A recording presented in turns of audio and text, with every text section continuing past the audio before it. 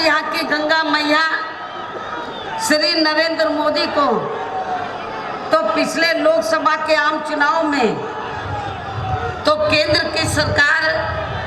में उनको सत्ता में बैठाने के लिए अपना आशीर्वाद दे सकती थी, लेकिन जब उन्होंने अपने इनके आशीर्वाद का, गंगा मैया के आशीर्वाद का पूरा फायदा नहीं उठाया है, तो गंगा मैया अब अपना आशीर्वाद भी इस लोकसभा के आम चुनाव में उनसे वापस लेने के लिए जा रही है। इसके साथ साथ यहाँ पूर्वांचल की गरीबी एवं पिछड़ेपन को दूर करने के खास मामलों में भी पीएम श्री नरेंद्र मोदी की सरकार यह अपना वायदा निभाने में भी बुरी तरह से विफल ही साबित हुई है, जबकि केंद्र व उत्तर प्रदेश में भी यह दोनों जगह ही इनकी अपनी पार्टी की ही सरकारें हैं। अर्थात वायदा खिलाफी के मामले में बीजेपी व पीएम श्री नरेंद्र मोदी के पास इसका अब कोई तर्क नहीं रहा है। वास्तव में जनता से वायदा खिलाफी करना इनका जनता के साथ ये बहुत बड़ा धोखा है, जिसके सीधे तौर पर पीएम श्री नरेंद्र मोदी ही दोषी व जिम्मेवार भी हैं और इससे वे लाख कोशिश करने के बावजूद भी बच नहीं सकते हैं। और अब यहाँ वाराणसी की व पूरे पूर्वांचल की भी जनता इनसे जवाब मांग रही है और इसकी सजा खासकर यह वाराणसी में भी इन्हें इस चुनाव में पराजित करके दे दे तो इसमें भी किसी को कोई आश्चर्य नहीं होना चाहिए। उत्तर प्रदेश में तो जहाँ बीजेपी की सरकार ने अपने छोड़े गए आवारा जानवरों व पशुओं के जरिए इनको और भी ज़्यादा बर्बाद करके रख दिया है। इसी प्रकार केंद्र में पूर्व की रही कांग्रेसी सरकार की तरह ही वर्तमान भाजपा सरकार में भी इनकी खासकर जातिवादी, हीन, सांप्रदायिक व पूंजीवादी सोच के चलते हुए यह पूरे देश में सर्व समाज में से खासकर गरीबों, दलितों, आदिवासियों, पिछड़े वर्गों, मुस्लिम व अन्य धार्मिक अल्पसंख्यक समाज के लोगों का भी कोई खास विकास व उत्थान आदि नहीं हो सका है। और इस संदर्भ में वैसे आप लोगों को ये मालूम है कि पूरे देश में अभी तक भी यहाँ दलितों, आदिवासियों व अन्य पिछड़े वर्गों का सरकारी नौकरियों में आरक्षण का कोटा अधूरा पड़ा है, अर्थात पूरा नहीं हुआ है। इनका पदोन्नति में आरक्षण अभी भी यहाँ प्रभावहीन ही बना हुआ है। और इतना ही नहीं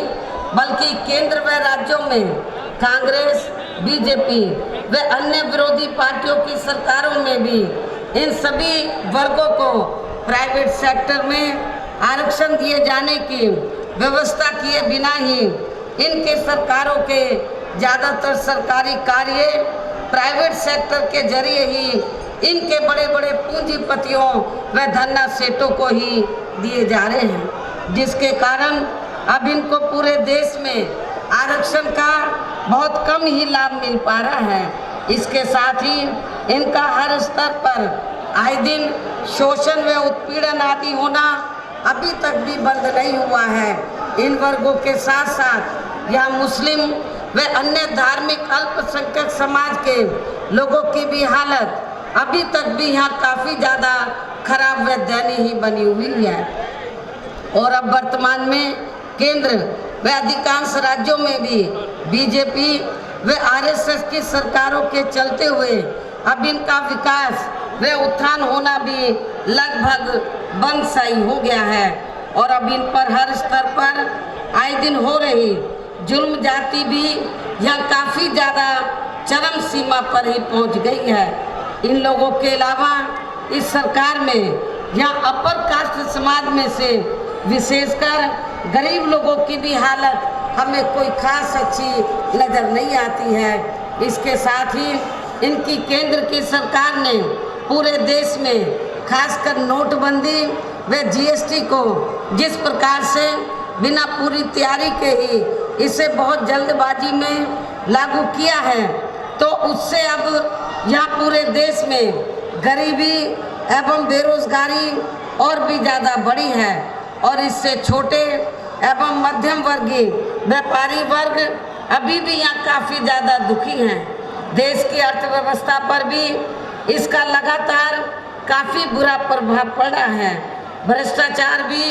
हर स्तर पर इस सरकार में काफ़ी ज़्यादा बढ़ा है, जिससे हमारे यहाँ रक्षा सौदे तक भी अछूते नहीं रहे हैं। इसके अलावा केंद्र की वर्तमान भाजपा सरकार में भी अपने देश की सीमाएं अभी भी पूरे तौर से सुरक्षित नहीं हैं, जिसकी वजह से ही यहाँ आए दिन आतंकी हमले होते रहते हैं, जिसमें अपने देश के अभी तक यहाँ काफ़ी ज़्यादा जवान भी शहीद हो चुके हैं। किंतु इस मामले में अति दुख की बात यह है कि इसे भी अब ये लोग इस चुनाव में किसी न किसी रूप में भुनाने में ही लगे हैं। इसके अलावा जहाँ तक प्रधानमंत्री श्री नरेंद्र मोदी द्वारा खासकर वाराणसी को विकसित करने व इसकी साफ सफाई एवं स्वच्छता का तथा यहाँ के बुनकरों सहित अन्य और लोगों की भी रोटी रोजी से जुड़ी सभी समस्याओं को दूर करने का जो वायदा पूरा करने का जो सवाल है, तो इस मामले में भी श्री मोदी सरकार अपने अन्य लोक लुभावन वायदों की तरह ही यहाँ भी पूरी तरह से विफल ही साबित हुई है। इसके साथ ही पीएम श्री नरेंद्र मोदी ने यहाँ सैकड़ों प्राचीन छोटे छोटे मंदिरों को तुड़वाकर आरएसएस की संकीर्ण राजनीति भी की है, जिससे यहाँ बड़ी संख्या में परिवारों को काफ़ी दुख तकलीफें भी झेलनी पड़ी है। और इतना ही नहीं बल्कि यहाँ खासकर गंगा मैया की सफाई कराना ये अकेले वाराणसी का ही नहीं बल्कि ये पूरे देश का एक विशेष मुद्दा है। कांग्रेस पार्टी के भी ऐसे अनेक और किए गए इनके प्रलोभन भरे चुनावी वायदों के बहकावे में भी यहाँ अति गरीबों को व अन्य जरूरतमंद लोगों को भी कतई नहीं आना है और इन्हें अब यहाँ केंद्र की सत्ता में आने से जरूर रोकना है। इन्हीं जरूरी बातों के साथ ही अब मेरा यही कहना है कि आप लोगों को अपने खुद के व अपने प्रदेश के तथा पूरे देश के भी हित में अपने वोटों को इन सभी विरोधी पार्टियों को न देकर केवल यहाँ अपने बने इस गठबंधन को ही देना है, जो ये केंद्र में अपनी सरकार बनने पर फिर यहाँ पूरे देश में अपनी सर्वजन हिताय व सर्वजन सुखाय की नीतियों पर आधारित ही सरकार चलाएंगे। और तभी फिर यहाँ हमारे महान संतों, गुरुओं एवं महापुरुषों में भी खासकर महात्मा ज्योतिराव फूले, श्री छत्रपति शाहू जी महाराज, श्री नारायण गुरु, बाबा साहब डॉक्टर भीमराव अंबेडकर, डॉक्टर राम मनोहर लोहिया व मान्यवर श्री कांशीराम जी आदि का भी अधूरा रहा सपना जरूर साकार हो सकता है, जिसके लिए अब आप लोगों को इस चुनाव में या अपने गठबंधन के सभी लोकसभा के उम्मीदवारों को जरूर कामयाब बनाना है। और अच्छी बात यह है कि सपा प्रमुख श्री अखिलेश यादव ने भी अपने गठबंधन के उम्मीदवारों को जिताने के लिए यहाँ अपनी पार्टी के लोगों को भी काफ़ी युद्ध स्तर पर लगाया हुआ है और वैसे ये खुद भी काफ़ी मेहनत से लगे हुए हैं। और इस मामले में बीएसपी के लोग तो हमेशा ही आगे ही बने रहते हैं, लेकिन फिर भी यहाँ मैं अपने गठबंधन के लोगों को ये ज़रूर कहना चाहूँगी कि यदि आप लोग ये चाहते हैं, यदि आप लोग ये चाहते हैं कि इस बार केंद्र में हम लोग अपनी सरकार बनाएं, तो फिर आप लोगों को यह अपने इस बने गठबंधन की एक एक सीट को जिताना बहुत ज़रूरी है। आप लोगों को एक एक सीट को जिताना बहुत ज़रूरी है और ये सब तभी संभव हो सकता है जब इस चुनाव में यहाँ बीएसपी व सपा के लोग अपना एक एक वोट अपनी इन दोनों पार्टियों के उम्मीदवारों को ही डलवा देते हैं, ट्रांसफ़र करवा देते हैं। और ऐसा हो जाने पर फिर इस चुनाव में यहाँ अपने बने इस गठबंधन की अधिकांश सीटें जरूर जीत जाएंगी। और इसके साथ ही फिर आपके इस क्षेत्र की भी यह सभी सीटें जरूर जीत जाएंगी। और वैसे आप लोगों को ये भी मालूम है कि प्रदेश में अभी तक जितने भी चरण के वोट पड़ चुके हैं तो उनकी हमें अधिकांश या अपने गठबंधन के पक्ष में ही काफ़ी अच्छी रिपोर्ट मिल रही है। और अब हमारा आगे का आखिरी चरण भी इनसे और भी ज़्यादा ही बेहतर रहने वाला है, जिसकी हमें पूरी उम्मीद भी है। लेकिन इससे अब यहाँ बीजेपी बहुत ज़्यादा घबराई हुई है, बहुत ज़्यादा घबराई हुई है और काफ़ी ज़्यादा चिंतित भी है तथा इनकी पूरी नींद भी उड़ी हुई है। और इतना ही नहीं बल्कि इनके ढीले व लटके पड़े चेहरे ये भी बता रहे हैं कि अब इस चुनाव में बीजेपी व इनके गुरु व चेले की अवश्य ही केंद्र में इनकी सरकार जा रही है, ये केंद्र से ये विदा होने के लिए जा रहे हैं। इसके साथ ही अब इनके 23 मई से बुरे दिन भी आने शुरू हो जाएंगे। में कांग्रेस, बीजेपी व अन्य और विरोधी पार्टियों को भी या किसी भी कीमत पर केंद्र की सत्ता में आसीन नहीं होने देना है, जिनको आप लोग काफ़ी आजमा भी चुके हैं। हालांकि सत्ता प्राप्त करने के लिए अब यहाँ सभी विरोधी पार्टियाँ किस्म के साम दाम दंड भेद आदि हथकंडे इस्तेमाल करने की भी पूरी कोशिश कर रही हैं, जिनसे आप लोगों को इस चुनाव में भी हर स्तर पर काफ़ी ज़्यादा सावधान रहना है। और इस मामले में खासकर विरोधी पार्टियों के विभिन्न रूपों में जारी किए गए इनके ज़्यादातर हवाई व प्रलोभन भरे चुनावी घोषणा पत्रों के बहकावे में भी बिल्कुल नहीं आना है, जिन्हें ये पार्टियां चुनाव खत्म होने के बाद अधिकांश दरकिनारी कर देती हैं। और अब जिन पर से देश की जनता का ज़्यादातर विश्वास ही उठता चला जा रहा है, जिसकी खास वजह से ही हमारी पार्टी किसी भी चुनाव में अपनी पार्टी का कोई भी चुनावी घोषणा पत्र आदि जारी नहीं करती है। और इस चुनाव में मैं खासकर बीजेपी व कांग्रेस पार्टी के बारे में भी ये कहना चाहूँगी कि बीजेपी ने देश में पिछले लोकसभा के हुए आम चुनाव में अपने जारी किए गए चुनावी घोषणा पत्र में या केंद्र में अपनी सरकार बनने पर देश की जनता को जो अच्छे दिन दिखाने के असंख्य प्रलोभन भरे चुनावी वायदे किए थे, तो इनके अब ये अधिकांश चुनावी वायदे केंद्र में पूर्व की रही कांग्रेसी सरकार की तरह ही ज़्यादातर खोखले ही साबित हुए हैं। और इतना ही नहीं बल्कि चुनाव में इसी प्रकार के प्रलोभन भरे चुनावी वायदे कांग्रेस पार्टी भी कर रही है। और इस कांग्रेस पार्टी ने देश के खासकर अति गरीबों के वोटों को लुभाने के लिए इनको हर महीने 6,000 रुपये के हिसाब से देने की जो ये बात कही है, तो इससे भी इनकी गरीबी को दूर करने का कोई स्थायी हल निकलने वाला नहीं है, जिसे खास ध्यान में रखकर ही हमारा इस संबंध में ये कहना है कि यदि केंद्र में हमें सरकार बनाने का मौका मिलता है तो तब फिर हमारी सरकार यहाँ देश के अति गरीब परिवारों को हर महीने 6,000 रुपये देने की बजाय बल्कि इसके स्थान पर उन्हें सरकारी व गैर सरकारी क्षेत्रों में स्थायी रोजगार देने की ही पूरी व्यवस्था करेगी। तो ये सब नाटकबाजी ये लोग केवल यहाँ जनता की सहानुभूति लेने के लिए कर रहे हैं, जिसे जनता अच्छी प्रकार से जानती है। जबकि ये लोग आए दिन हमारे गठबंधन को कभी सांप, कभी बिच्छू व कभी नेवला आदि बताते हैं,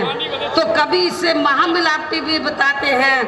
तो जब ये सब कहते हैं तो इनको ये सब खराब नहीं लगता है, जबकि मैं इनको ये बताना चाहती हूँ कि जो हमारे इस गठबंधन को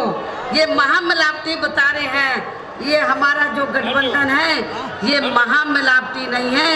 ये महासामाजिक परिवर्तन का गठबंधन है। ये पूरे देश में और खासकर यहाँ उत्तर प्रदेश में तो सामाजिक महापरिवर्तन लाने का ये महागठबंधन है। इसी से ही तो इनकी नींद उड़ी हुई है, इसी से ही तो इनकी नींद उड़ी हुई है। इसलिए ये महामिलावटी हम लोग नहीं हैं। पहले पीएम श्री नरेंद्र मोदी को अपने गिरेबान में झांक कर देखना चाहिए कि उनका जो एनडीए बना है उसमें कितने पार्टियां शामिल हैं। उसमें कई दर्जन पार्टियां शामिल हैं। तो महामिलावटी तो ये लोग हैं, हम लोग महामिलावटी नहीं है। हम तो शुद्ध हैं, हम तो बिल्कुल दूध के, हम लोग तो बिल्कुल क्लियर कट हैं। हम दलित हैं, आदिवासी हैं, पिछड़े हैं, हमारे में कोई महामिलावट नहीं है। हम लोग तो यहाँ उत्तर प्रदेश में तो ये जो गठबंधन बना है तो ये उत्तर प्रदेश के अंदर सही मायने में जिसकी इस समय ज़रूरत है, जिसकी इस समय ज़रूरत है, तो सामाजिक महापरिवर्तन लाने की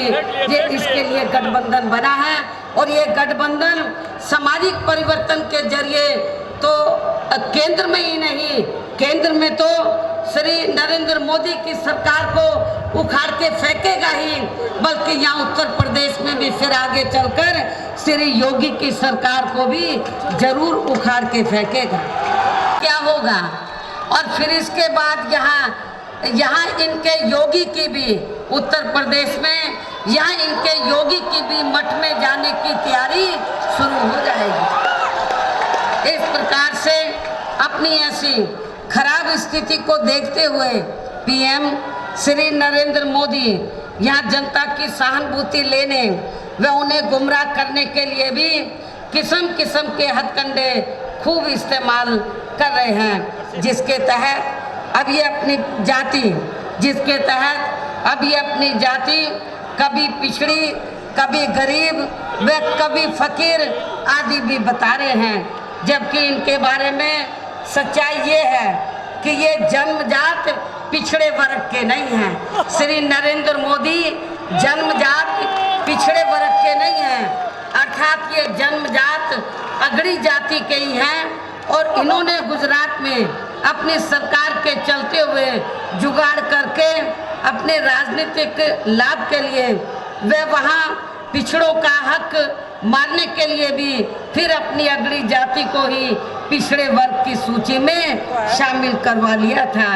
जिससे ये स्पष्ट हो जाता है कि ये जन्मजात पिछड़े वर्ग के नहीं हैं, बल्कि ये केवल कागजी व फर्जी पिछड़े वर्ग के ही हैं। और वास्तव में जन्मजात वे असली पिछड़े वर्ग के तो यहाँ के बीच में सपा प्रमुख श्री अखिलेश यादव यहाँ बैठे हैं। जो तो तब फिर इनको बहुत ज़्यादा तकलीफ होती है, इनको मिर्चें लगती हैं और फिर ये लोग किस्म किस्म की नाटकबाजी करते हैं। और इतना ही नहीं, बल्कि इन्होंने हमारे इस गठबंधन को कमज़ोर करने व इसे तोड़ने के लिए भी यहाँ बीएसपी व सपा में किस्म किस्म के भ्रम पैदा करने की भी पूरी कोशिश की है। और अभी भी ये लोग कोशिश में लगे हैं, जिसमें इनको बिल्कुल भी सफलता मिलने वाली नहीं है, जिसको लेकर भी अब ये लोग काफ़ी ज़्यादा दुखी हैं। लेकिन फिर भी या मैं इनको ये बात जरूर बता देना चाहती हूँ, ये लोग लाख प्रयत्न कर ले, लेकिन हमारा ये गठबंधन अब टूटने वाला नहीं है। हमारा ये गठबंधन ये बहुत सोच समझ के मजबूती के साथ बना है। ये हमारा गठबंधन लंबा चलेगा और ये हमारा गठबंधन जब तक चुप होगा कि हम गंगा मैया की साफ सफाई कराएंगे, लेकिन लाखों करोड़ रुपया खर्च होने के बावजूद भी यहाँ अभी भी गंगा निर्मल व शुद्ध नहीं बन पाई है। और अब ऐसे में इन्होंने यहाँ अपनी गंगा मैया से भी ये वायदा खिलाफी ही की है। और अब इस मामले में लोगों का यही कहना है कि इस बार बीजेपी को गंगा मैया जरूर सजा देगी और इनको केंद्र की सत्ता से भी जरूर उखाड़ फेंकेगी। ना तो ये कागजी हैं और ना ही ये फर्जी पिछड़े वर्ग के हैं, बल्कि ये असली हैं। लेकिन ये सब जानते हुए भी श्री नरेंद्र मोदी पिछड़े वर्ग के वोटों के स्वार्थ में जो यहाँ जाति की राजनीति कर रहे हैं, तो इससे भी अब यहाँ पिछड़े वर्ग के लोग इनके बहकावे में बिल्कुल भी आने वाले नहीं हैं। और इतना ही नहीं, बल्कि अपने इस हथकंडे में विफल होने के बाद अब ये अपनी जाति गरीब बता रहे हैं, कई गरीब बता रहे हैं तो कई फकीर बता रहे हैं। जबकि इस गरीब व फकीर व्यक्ति ने अर्थात श्री नरेंद्र मोदी ने अपने पूरे 5 वर्षों के शासनकाल में यहाँ गरीब लोगों की गरीबी को खत्म करना तो बहुत दूर की बात रही, बल्कि इन्होंने अपनी बिना पूरी तैयारी के ही यहाँ नोटबंदी व जीएसटी को लागू करके अब तो देश के गरीब लोगों को और भी ज़्यादा गरीब बना दिया है। तो ऐसी स्थिति में अब ये लोग भी इनके बहकावे में आने वाले नहीं हैं। और आजकल मुझे ये मालूम हुआ है कि ये जो आखिरी चरण है और उत्तर प्रदेश में इस आखिरी चरण में जहाँ भी पीएम श्री नरेंद्र मोदी की चुनावी जनसभाएं हैं, तो आखिरी चरण में तो इनको अपनी चुनावी जनसभाओं में तो अपनी महिलाओं का काफ़ी आदर सम्मान इनको याद आ रहा है। जगह जगह जाते हैं तो महिलाओं के आदर सम्मान की बात करते हैं। लेकिन श्री नरेंद्र मोदी को मैं ये कहना चाहती हूँ कि आप दूसरों की महिलाओं का, बहन बेटियों के आदर सम्मान की बात तो छोड़ो, पहले आप अपनी पत्नी का तो आदर सम्मान कर लो। जो व्यक्ति अपनी पत्नी का आदर सम्मान नहीं कर सकता है, क्या आप उससे उम्मीद कर सकते हैं कि वो दूसरों की बहन बेटी का मान सम्मान कर सकता है, उनकी इज्जत कर सकता है? और इसका